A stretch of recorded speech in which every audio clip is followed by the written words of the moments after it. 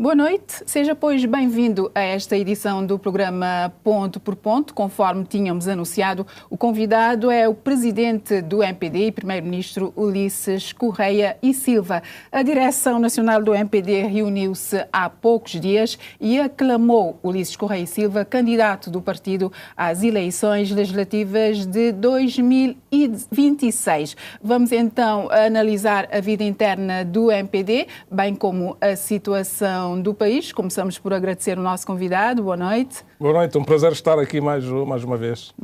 Então, foi recentemente aclamado candidato a primeiro-ministro nas eleições legislativas de 2026, isto num contexto de um certo descontentamento devido aos resultados das eleições autárquicas. Com que estado de espírito vai para a corrida?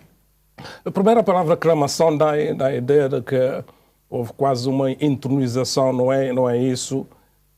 Os dirigentes nacionais do MPD convergiram com a necessidade de, neste contexto, mantermos estabilidade, mantermos a liderança e organizarmos fortemente para as eleições de 2026, as legislativas. Portanto, o espírito é o mesmo, estar disponível para prestar um serviço ao país, um serviço ao meu partido, ir aos combates que forem necessários. Nós saímos, de facto, das eleições autárquicas com resultados que não eram os previstos, nem os desejáveis, mas combates são combates. E a luta política não termina e não se limita a uma eleição apenas. Temos eleições autárquicas, produziram os resultados que produziram, mas temos as legislativas. Não são uma transmissão automática de resultados, nem da configuração eleitoral. Cada município é uma eleição, fazem-se as escolhas em função dos candidatos, em função dos programas dirigidos diretamente ao eleitorado. É um bocadinho diferente do eleitorado nacional e das eleições nacionais legislativas. Então está convicto de que os resultados das eleições legislativas poderão ser diferentes? E convicto. Para melhor, para o partido. Claro. Se nós formos ao historial, vamos ver que o PCV, durante 15 anos em que esteve no poder, início de 2001 até 2015, perdeu sempre as eleições autárquicas e ganhou 3 eleições legislativas. Não houve uma transmissão automática. E eu tenho estado a dizer o seguinte: perante os resultados, nem nós que perdemos um número significativo de câmaras, estou a dizer nós, o MPD, devemos entrar em depressão ou entrar em algum momento de aflição ou de drama. Também, para quem ganhou, eu creio que não é motivo de festa, motivo de lançar foguetes, porque não há essa transmissão automática. Quer dizer, nós temos novos desafios, e desafios para os quais nós temos que nos preparar, para além daquilo que tem sido a preparação da organização normal do partido. E temos, de facto, esse grande desafio de colocar o partido à dimensão daquilo que são os desafios para ganhar as próximas eleições. Mas o partido já analisou seriamente o que terá acontecido nas eleições autárquicas? Sim, nós fizemos um estudo de opinião que tem um conjunto de indicadores que permitiu-nos fazer uma avaliação tranquila relativamente, por exemplo, porque é que houve um número elevado de abstenção. Segundo, qual foi a motivação das pessoas que votaram num e no outro sentido. Depois aproveitamos também para fazer a avaliação do desempenho do governo, a avaliação do desempenho do partido. E a que conclusões chegaram? A conclusão que nós chegamos é a seguinte. Primeiro, que nós devemos reforçar a nossa ação política. Quando você está no governo, tem esse problema, todos os partidos que estiveram no governo, principalmente quando saem de um primeiro mandato e entram no segundo, o governo acaba por absorver o essencial da atividade política. E o partido político fica muitas vezes também menorizado no sentido de menor visibilidade, menor ação política. Então nós temos que reverter esta situação. E eu dei exemplos, por exemplo, se fosse por realizações do governo nos diversos conselhos, nós ganharíamos todas as eleições em todos os conselhos das autárquicas.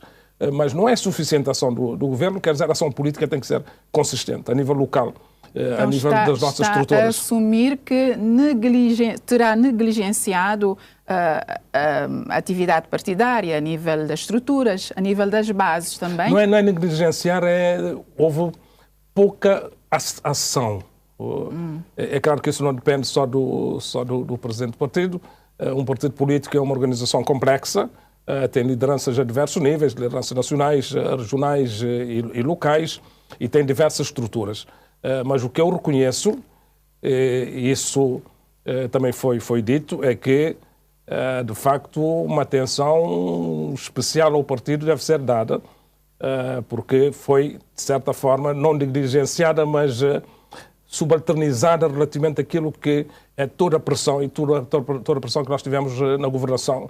Gestão de crises muito complicadas, absorção de tempo, de recursos, de disponibilidades, e alguma parte ficou um bocadinho enfraquecida, e o partido tem que parecer e tem que continuar a parecer forte. Há críticos que afirmam que o partido, a cúpula, distanciou-se das bases. Aceita esta crítica? Olha, essa crítica existe praticamente desde que o MPD nasceu. Você vai ao PCV e vai encontrar a mesma coisa. Aqui o problema é encontrar mecanismos de funcionamento que faça o partido, primeiro, não entrar em trincheiras, não há um combate entre quem está na direção e aqueles que estão na base.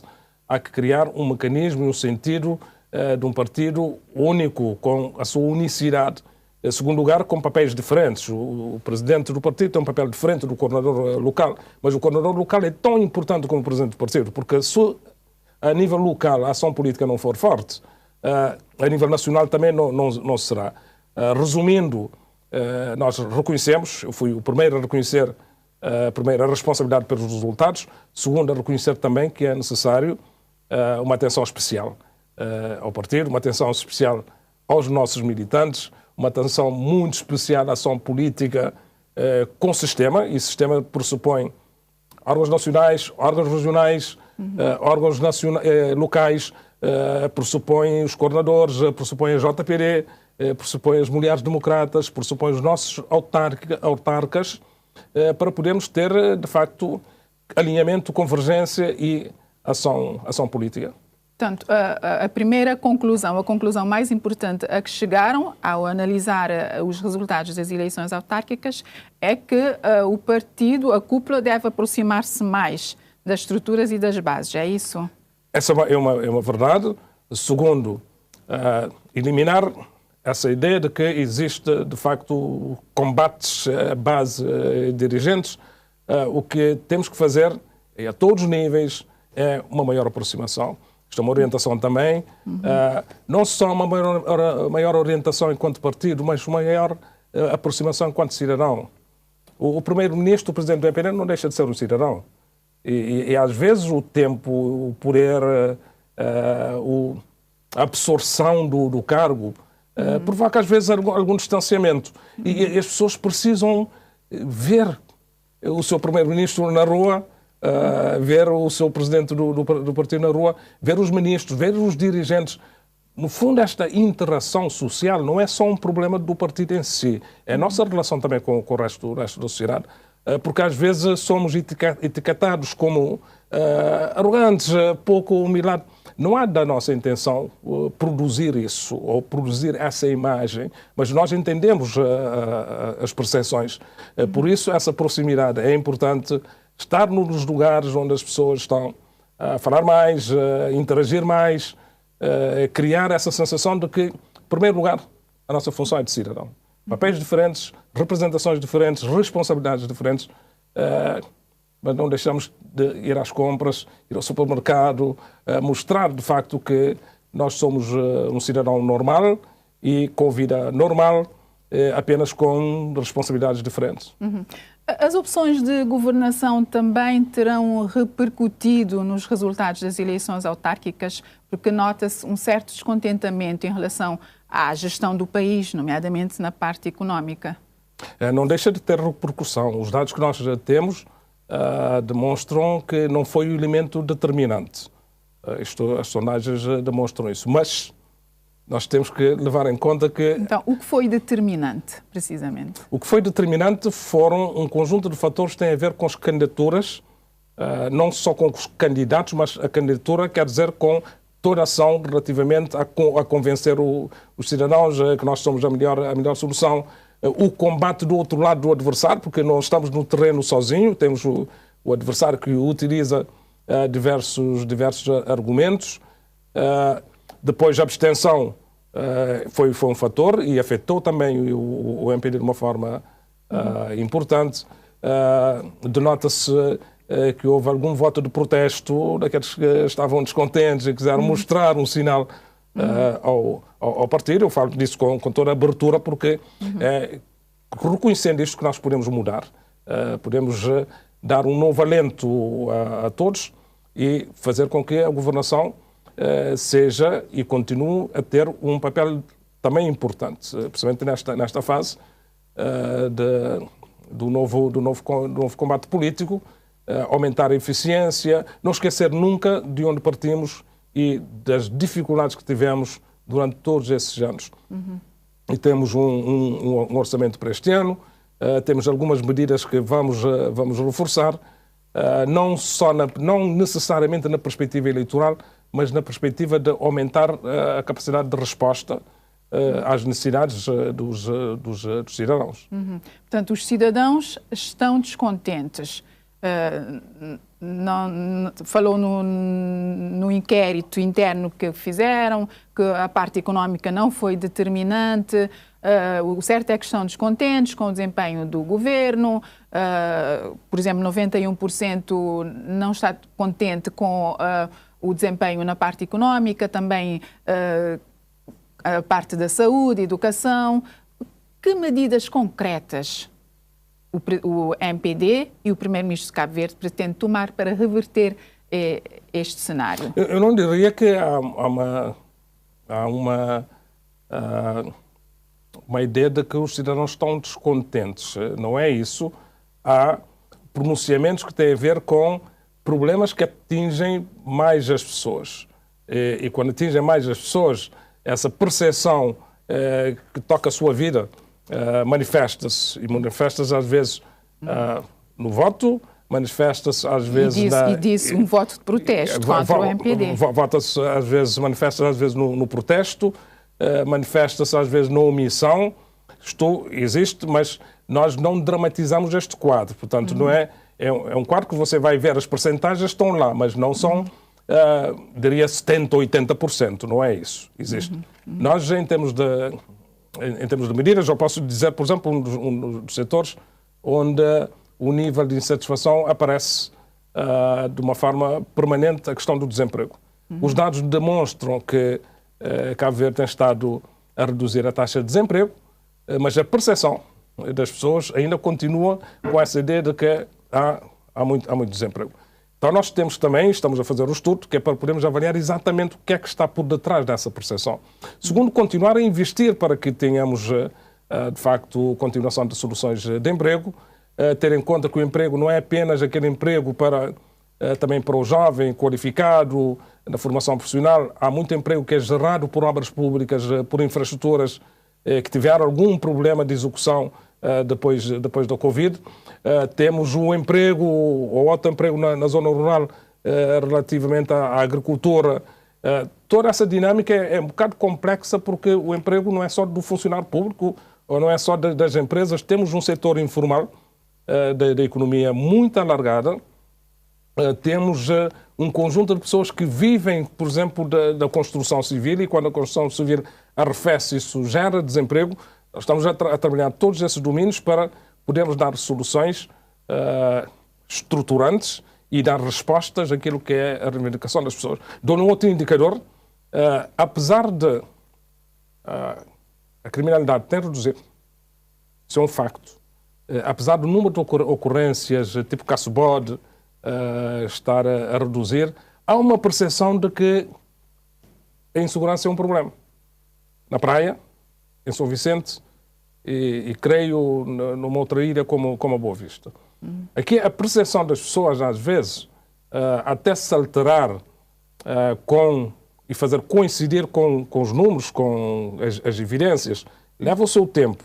Então nós temos que continuar a fazer esse trabalho, não só de um combate à criminalidade, atuar sobre um dos fatores que aparece também, alcoolismo, droga, como um fator relevante da percepção das pessoas, e criar um alento de soluções que possam mudar essa percepção das pessoas. Não é nada que não possa ser alterado, estamos a trabalhar nisso, mas temos o conhecimento da realidade, as medidas que nós vamos implementar, incluindo no setor de saúde, é a mesma coisa, relativamente àquilo que é entrega dos serviços. Depois há o outro lado, que é as percepções também não caem do céu.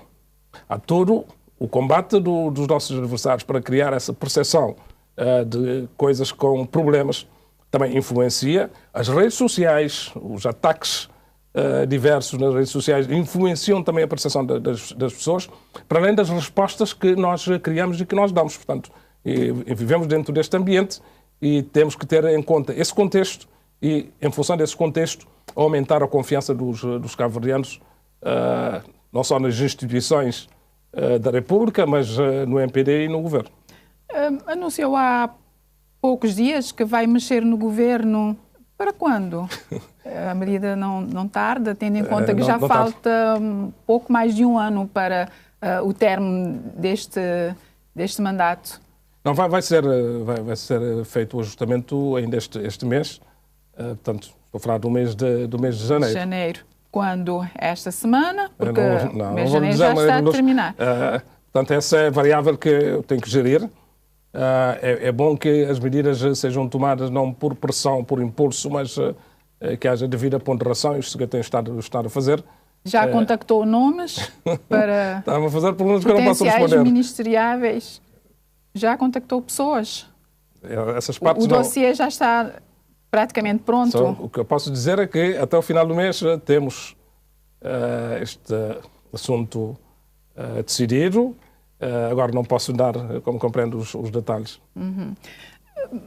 Regressando E não dou os detalhes precisamente para uma explicação, para as pessoas poderem entender. Todo o processo de ajustamento governamental, de remodelação, tem vários intervenientes. A proposta do Governo tem que ser apresentada ao Presidente da República e o Presidente da República não pode receber, portanto, essa proposta quando já está na comunicação social ou já está nos outros órgãos do partido, isso torna as coisas complicadas. Depois há uma consulta que tem que ser feita ao próprio partido, depois há contactos que têm que ser feitos pelas pessoas e não posso estar a fazer um contacto com depois o que está incumbente a saber, bom, você já contactou esse, afinal eu continuo aqui. Portanto, é dentro desse contexto que a decisão tem que ser tomada e com as devidas precauções para que o anúncio do momento das alterações não crie convulsões. É isso que todos os governos fazem, todos os primeiros-ministros fazem. Vai reduzir o número de governantes ao mexer no governo? Há uma percepção, quero responder relativamente a isso, porque criou-se essa percepção, porque nós partimos de 12 ministros. Mas com toda a sinceridade, quando fizemos o percurso já de 2 anos de governo, chegamos à conclusão que não era possível funcionar em Cabo Verde com 12 ministros. E aumentamos. Em vários países europeus já é possível. Há governos com 12 Ok, mas tem uma administração bem diferente. Não são ilhas. Nós temos os arquipélagos, somos arquipelágico, temos uma administração que exige ainda uma ação de liderança política com alguma intensidade. Temos a nossa realidade. Por exemplo, Luxemburgo... Depois de 12 foi para 28. Neste momento, qual é a ideia? Neste momento temos 16 ministros. 16 só. Com a mexida que vai fazer? Não, estou a dizer neste momento. Temos 16 e temos 6 secretários de Estado. 6 secretários de Estado. Portanto, vejam, 23. Acho que são 6 secretários de Estado. Agora, não vou dizer se vai haver diminuição ou não. O fundamental é o seguinte. Também não se pode criar neste país a percepção de que ter mais 1 ou 2 ministérios ou ter 16 ministros, que isso representa um custo, um encargo para a nação, que isto é um problema para o país. O importante na dimensão do governo é a sua funcionalidade, a sua eficiência, a sua eficácia e respostas que dá. Porque quando você vai ver o outro lado, que às vezes há uma percepção que não corresponde à verdade, que as pessoas pensam que quem está no governo, o primeiro-ministro, os ministros ganham dinheiro e têm alguns privilégios, isto não é bem assim. Eu ganho 227 mil escudos por mês, em termos líquidos, incluindo despesa de representação, incluindo a despesa de representação e renda de casa. Isto é o meu salário. Não é? Os salários dos membros do governo estão fixados no mesmo montante desde 1997. O Presidente da República ganha 170 contos por mês.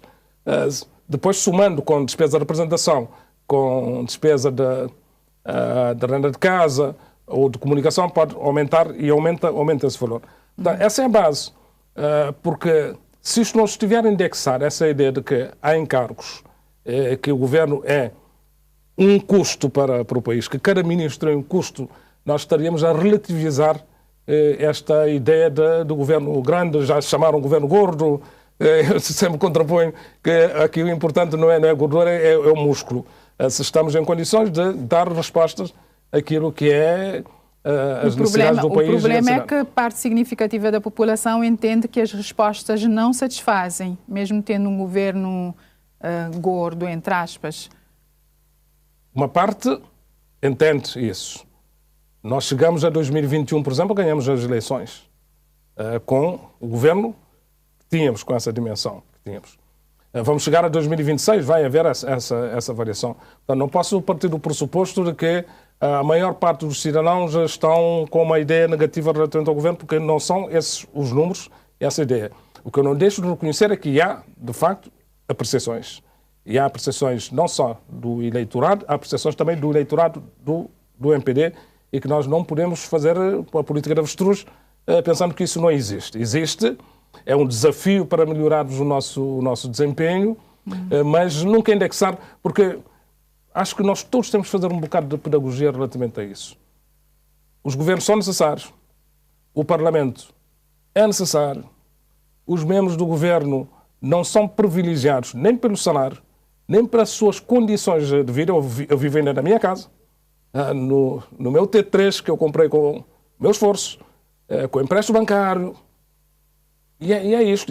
E no dia que sair, não sairei com mais nenhum tostão, talvez saia com prejuízo relativamente àquilo que foi a minha entrada. E muitos membros do governo têm essa situação nas suas vidas. Portanto, isso é muito importante para que o cabo-verdiano perceba que estar no governo não é estar à procura de privilégios, benefícios, nem financeiros, nem de outra natureza, como reputação e outras coisas. Há um serviço duro, diário, que consome, que não diria sacrifício, porque se for sacrifício a gente não entra, mas é mais no sentido de condicionar a sua própria vida pessoal, familiar e todo o esforço que é necessário para manter o essencial da governação. Regressando à vida interna do MPD, algumas vozes pediam que colocasse o lugar de presidente do partido à disposição, tendo em conta os resultados das autárquicas e, contrariamente a isso, foi escolhido, aclamado para candidato às eleições. O que tem a dizer? A política, sal e pimenta da política é crítica, são posições diferentes e são legítimas dentro do contexto de funcionamento de qualquer organização, mas não são posições maioritárias, porque senão o entendimento dos dirigentes do MPD seria o contrário. E não estou a falar só dos dirigentes do MPD, mas estou a falar também dos militantes, porque nós fizemos também auscultação em sondagens relativamente aos militantes. Portanto, há quem entenda que devia ser assim, mas a grande maioria entende que não deve ser assim. Por que razão o partido não realizou eleições, não marcou eleições internas já agora para a escolha de um novo, um provável novo candidato? Vou responder a isso. Aqui nessas coisas, assim como em outras matérias, o importante é ter o sentido da tolerância. A quem esteja em minoria, mas não é quase intolerante relativamente a posições diferentes de outras pessoas. Assim como quem está em maioria não pode ser intolerante relativamente àqueles que têm posição minoritária. E às vezes isso existe, a minoria tentar impor a sua vontade também contra aquilo que é a vontade da maioria dos eleitores. Relativamente à situação de... Porque o partido não realizou eleições, não marcou eleições internas para a escolha de um provável candidato? Porque nós temos uma convenção que acontece com naturalidade em maio de 2026. O presidente do partido tem um mandato até abril de 2026. Portanto, o calendário seria esse. Pediu-se uma convenção extraordinária para esse efeito. Mas houve pedido, mas a maioria, mais uma vez, portanto, ninguém impede que algum dirigente, algum deputado queira a convenção extraordinária. Mas quem decide é a maioria.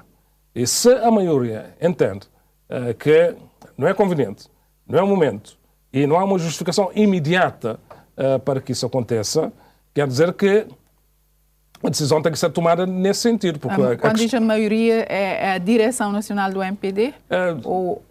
Por unanimidade foi considerado, até porque é a direção nacional que tem competências de marcar a convenção nacional. Né? É o órgão máximo entre as duas, entre a convenção. E a direção nacional, de uma forma unânime, mais os coordenadores que estiveram presentes, os coordenadores das comissões políticas dos 22 conselhos, entenderam que não haveria razão para a convenção extraordinária. Que há outros entendimentos, sim, são legítimos. Agora, mais uma vez, é a questão da tolerância democrática. Não posso querer impor a minha posição à maioria, porque eu entendo que deve haver convenção extraordinária. E é por isso que o sistema democrático existe, que é para fazer o balanceamento e para fazer a arbitragem entre a posição maioritária e a posição minoritária, porque senão estaríamos aqui a subverter as regras do jogo. Isso não deixa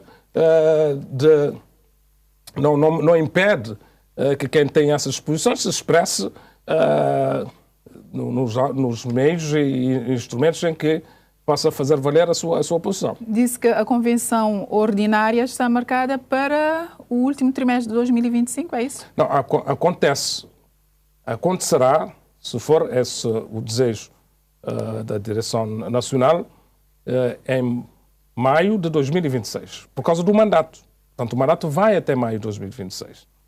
E uma das indicações que a direção nacional deu é a seguinte: se, analisando o contexto político, se entender que se pode e se deve antecipar a convenção, no momento próprio far-se-á essa avaliação e tomar-se-á essa decisão. E se for uma decisão tardia, já não permitirá que eventuais candidatos possam consolidar a sua posição, possam impor-se?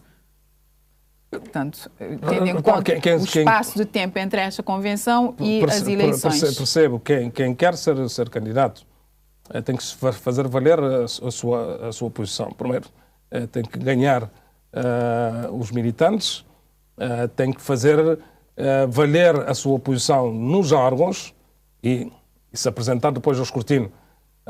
Repare que neste momento aqui não temos, para além de Orlando Dias, que se tinha apresentado como o candidato anterior e que agora se desligou dessa intenção, não temos nenhum candidato apontado para o MPD relativamente a se apresentar numa eventual convenção extraordinária.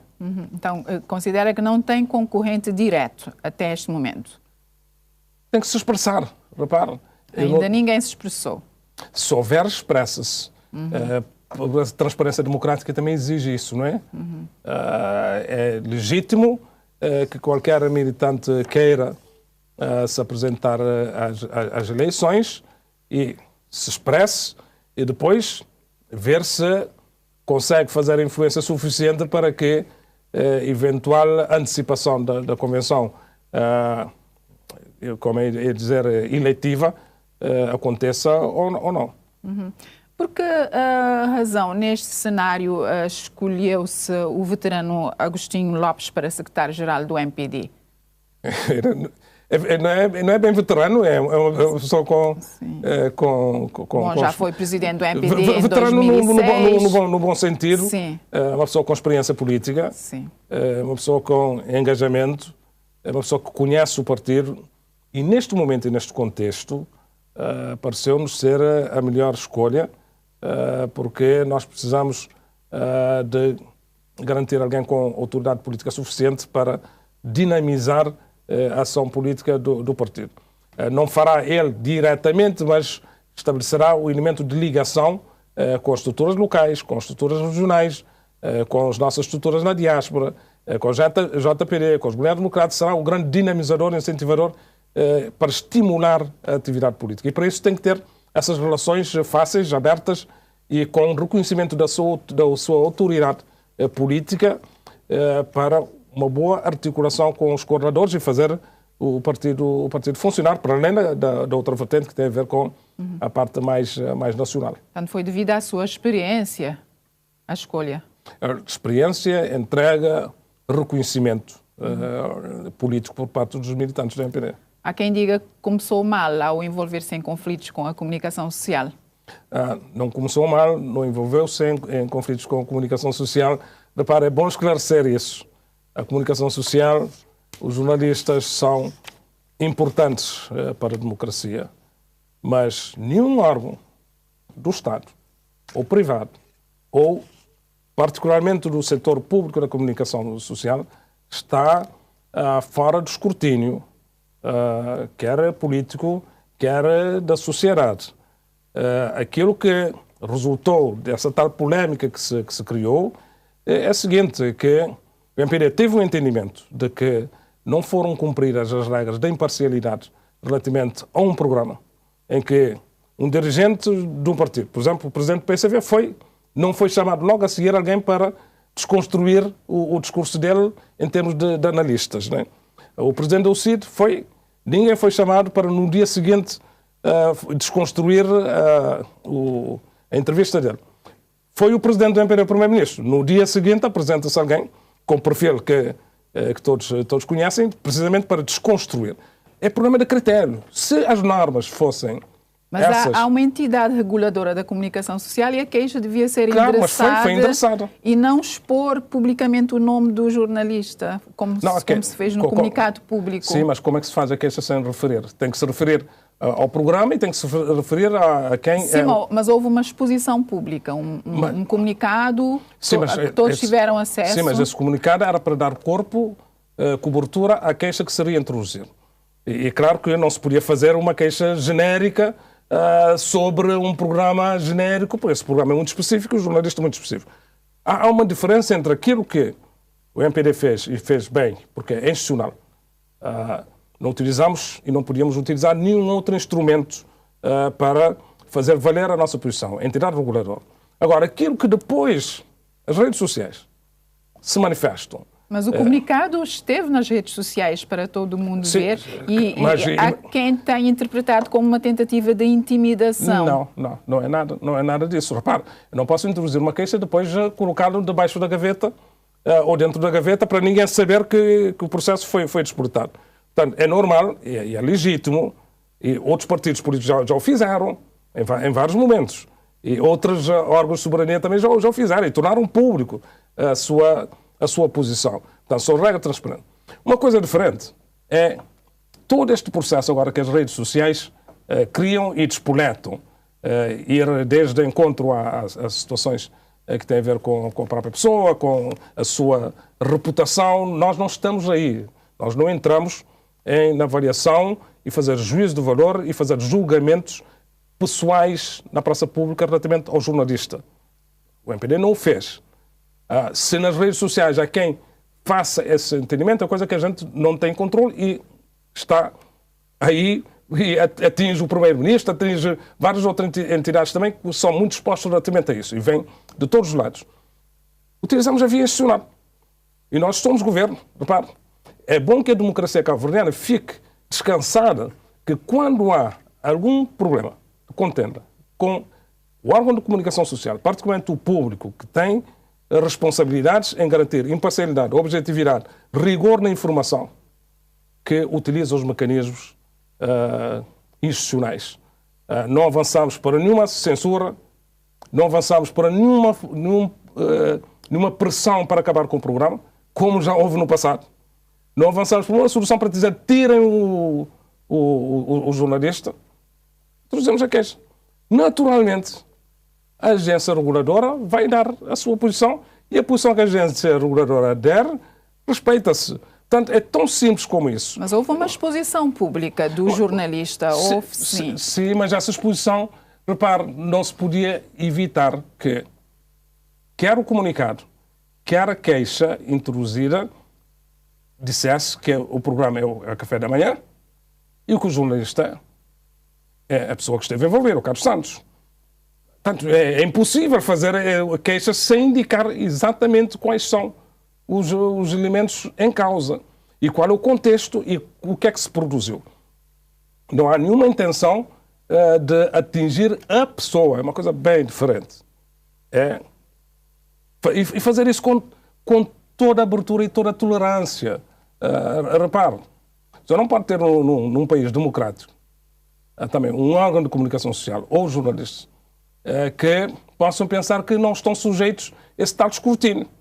Portanto, a entidade reguladora independente tomará a sua posição e o jornalista, claro que também fará a leitura daquilo que foi a sua atuação e o MPD também fará a sua leitura. Portanto, esta não será a linha de atuação do MPD até as eleições, de tentar intimidar a comunicação social. Não será a linha, nunca foi a linha nem a nossa intenção.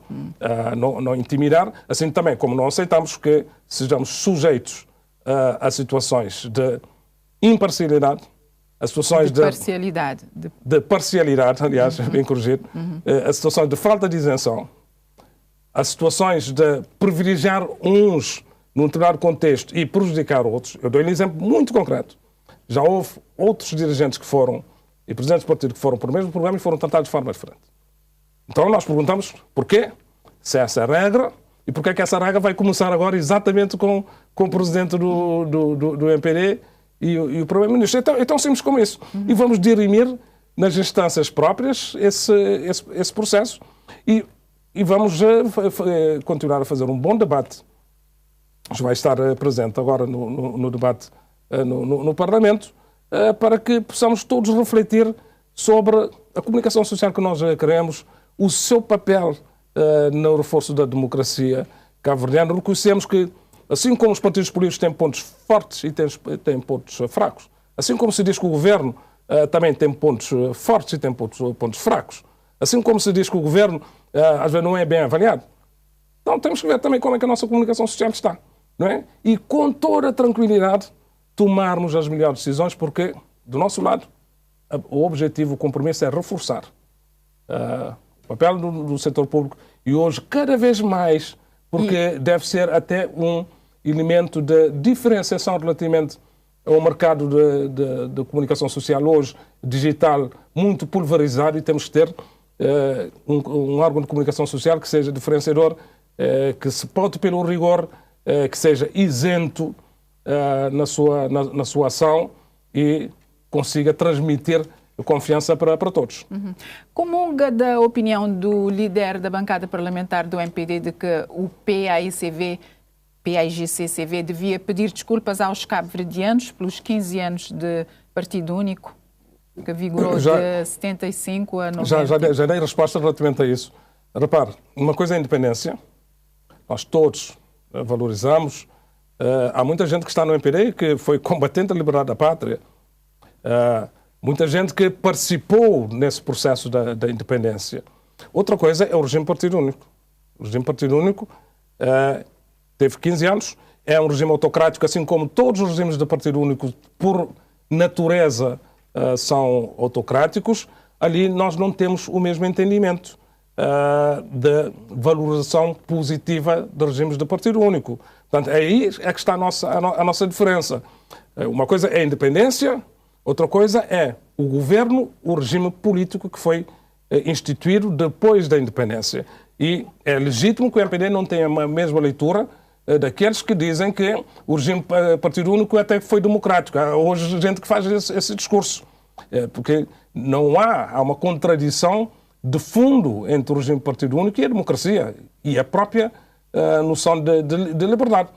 Posto isto, nós temos que fazer com que a nossa história seja devidamente conhecida nos seus pontos bons, nos seus pontos maus, nos seus momentos todos, desde a colonização, 500 anos, a independência, os 15 anos de Partido Único, os 34 anos que nós já temos agora da democracia e liberdade, e sabemos conviver com esses momentos sem estar a impor ideologias de um em relação ao outro. O discurso do líder da bancada parlamentar do MPD, Celso Ribeiro, foi oportuno neste momento em que se fala de união à volta dos interesses da nação, em que se fala de consensos, que os consensos são necessários neste momento? Foi oportuno?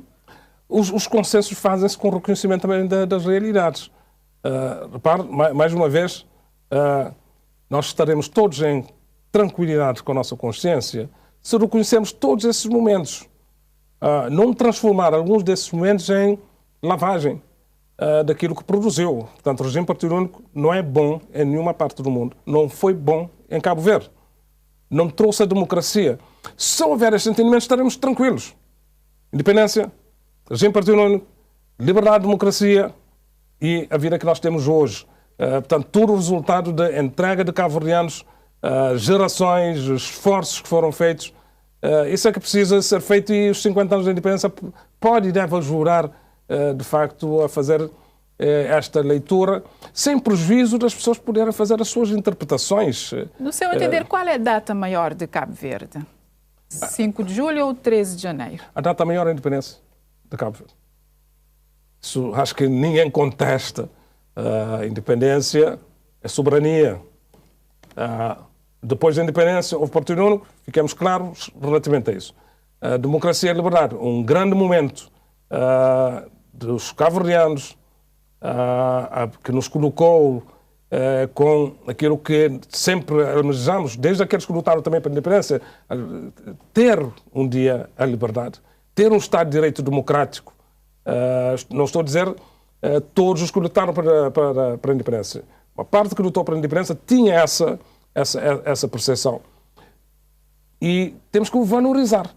E não tem que ser numa hierarquia. São momentos diferentes, são acontecimentos diferentes. Há uma prevalência relativamente àquilo que, de facto, nos tornou soberanos. E depois disso, nós tivemos a democracia, a liberdade, o Estado de Direito Democrático, que temos todos que proteger e aprimorar. Em relação ao estado da democracia cabo-verdiana, muito sucintamente, o que precisa melhorar neste momento? Primeiro, ter em conta que a democracia é uma construção de mulheres e homens e instituições. Está sujeita a ataques, está sujeita a contextos externos, isso está a acontecer em várias partes do mundo. A primeira coisa que nós temos que fazer para melhorarmos é termos a consciência de que as democracias são frágeis e que nós todos temos a responsabilidade. Eu estou a falar de todos os atores políticos, partidos políticos, instituições, Parlamento, Governo, Presidência da República, os cidadãos, relativamente à proteção.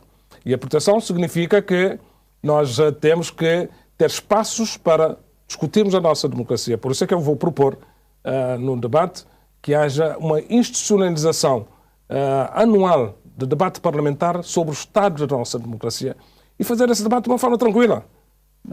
Porque o que acontece hoje, amanhã pode estar numa situação diferente. Temos essa deriva do populismo, esta investida dos fake news, das redes sociais, da inteligência artificial,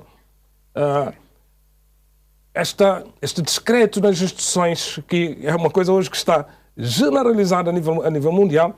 Então é bom que anualmente possamos analisar e avaliar o nosso estado da democracia, no sentido de não fazer esses tais debates que é só para contenda, mas tirar o sumo daquilo que será a nossa responsabilidade para melhorar não só o compromisso entre os atores políticos, parlamentares, melhorar o nosso sistema de justiça, melhorar a nossa comunicação social, empoderar os cidadãos para a participação política, a responsabilização cidadã também com a democracia.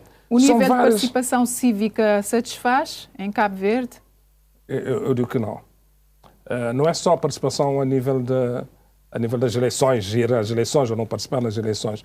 Temos muito trabalho a fazer em termos de a consciência cívica para a democracia.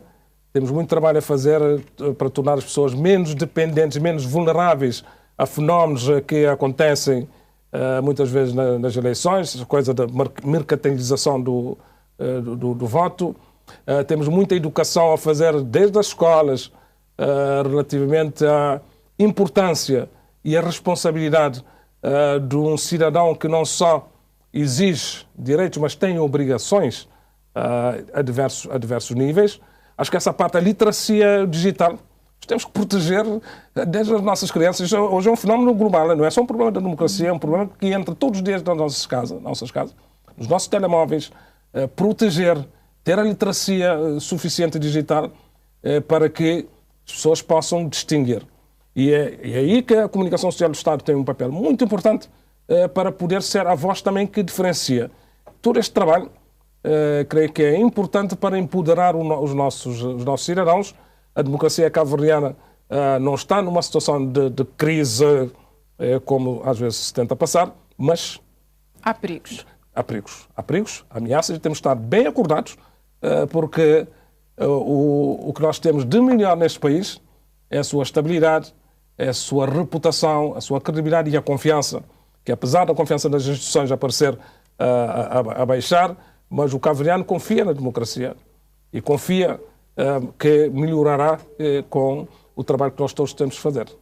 Muito bem, agradecemos a sua presença aqui no programa Ponto por Ponto, uma vez mais. Obrigada. Obrigado, foi um prazer, Maria Luz.